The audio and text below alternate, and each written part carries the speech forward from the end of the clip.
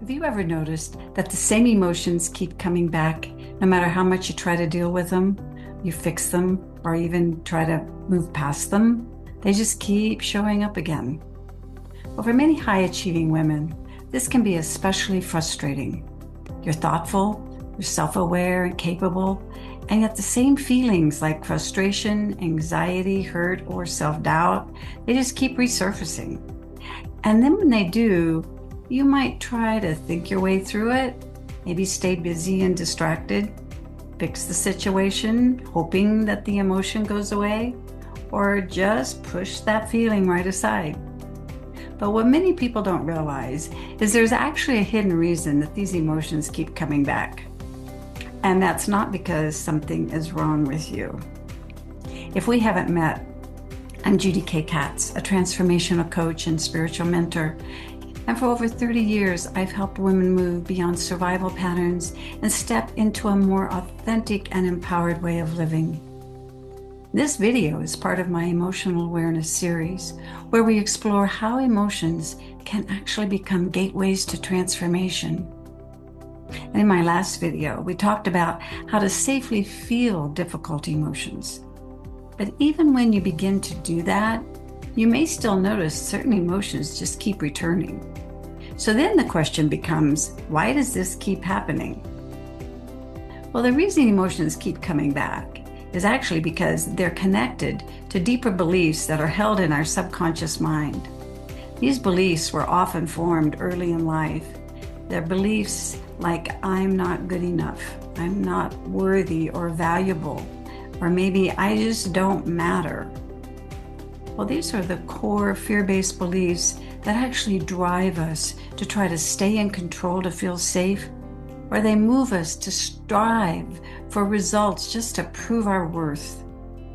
One of the most helpful ways to really understand this is to begin seeing your emotions in a completely different way. One of the methods I teach is called the emotional signal method. Instead of seeing emotions as problems to solve or to get rid of, we begin to understand them as signals from our inner world.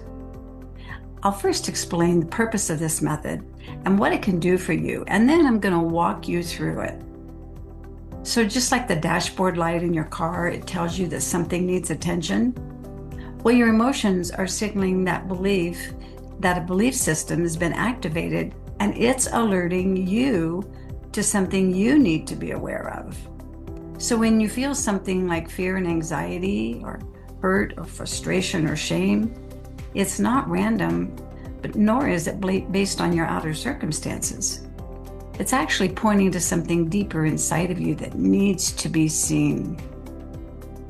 So the pattern actually looks like this. A belief gets activated, it produces an emotion, and we don't understand that it's actually a signal alert, so we avoid it or suppress it, or we try to attempt to fix an outer situation that we think caused it. Consequently, the message gets ignored.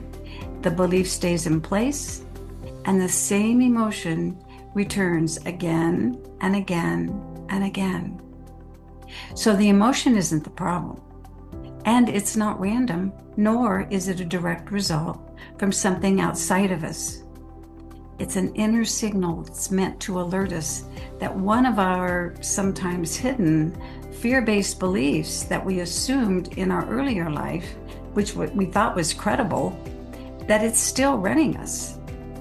It's like the light on your car dashboard telling you something's wrong. If you don't pay attention to it, the issue that's causing the alert's going to happen, right? Well, the same is true if we don't pay attention to our unwanted emotions and we don't get the full message. The wounded identity belief being the real issue, like I'm not good enough, for example, is going to manifest an experience that proves you're not good enough, or at least that's what your interpretation is going to suggest. When the message isn't understood or ignored, or we blame an outside circumstance as being the cause, the emotion is just going to keep repeating. And as I mentioned before, I teach a method that I call the emotional signal method. It's an emotional dialogue process that helps you get the message clearly that your emotions are trying to alert you of.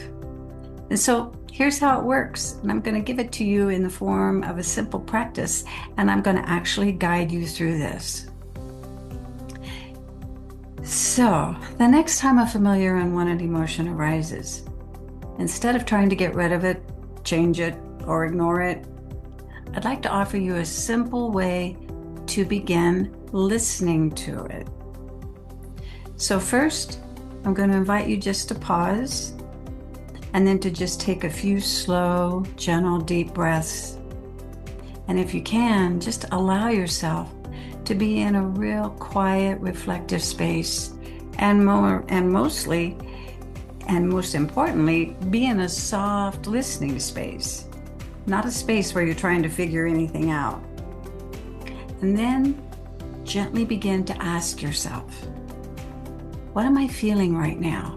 And here's where I want you to name the emotion that you're feeling. And if this feeling could speak, what does it need to say to you? And just listen. And then ask your emotion, what are you trying to show me? And then just listen. And then ask, what feels not okay right now? And then just listen. And then ask, what am I believing in this moment? And then just listen. And then ask, what feels at risk or threatened?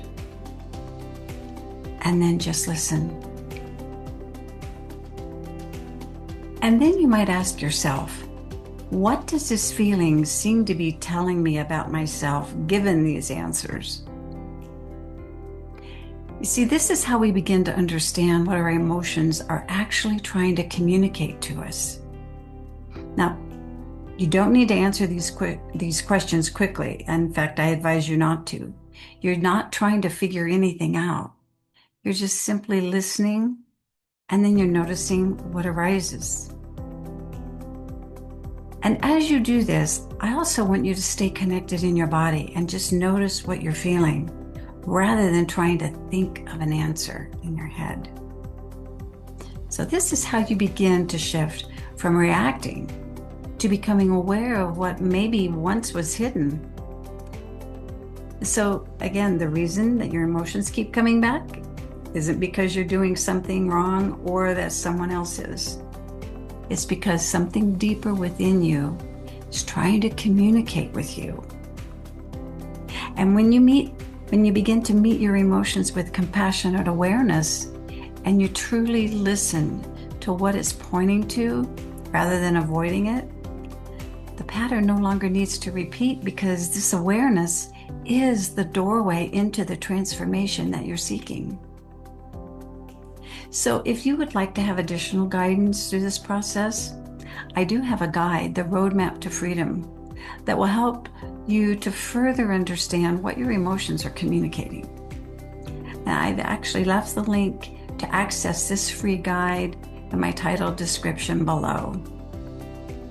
So in my next video, we'll explore why staying with your emotions can feel so difficult, and what's actually happening beneath the surface when you find yourself drifting away or moving away from them. This is key to moving forward and not getting stuck. So if what I've presented to you today resonates with you, I invite you to continue with my emotional awareness series. I've placed my previous video and the link to my channel right here for you. So again, remember, you're a treasure to behold, indeed a spiritual being having a human experience. So until next time, bye for now.